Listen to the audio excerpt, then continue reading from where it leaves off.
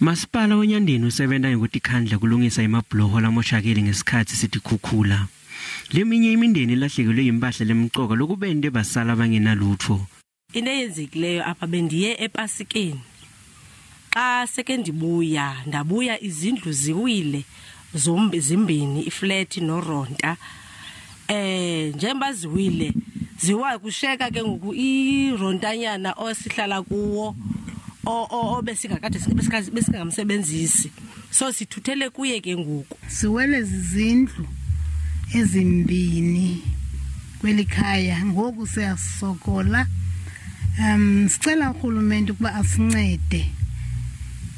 Ezinye impahla zophukile, iwardrobes ziphukile, kubi nje impahla yonakele phansi. Labanye labatikametekile kuletikhukhula bathi basengakalutfoli lusito. Since lento ye-disaster ise overtime, sithenjiswa ngento okubana kukhona i-temporary shelters eziza kuba khona eziyi-64 iNyandeni. Apha ke kwa 21 o-homeless basebabili njengoko ndisitsho into bana into ye-disaster ise overtime. Ayikazi sinto ke kuthi singomaspala wasemakhaya.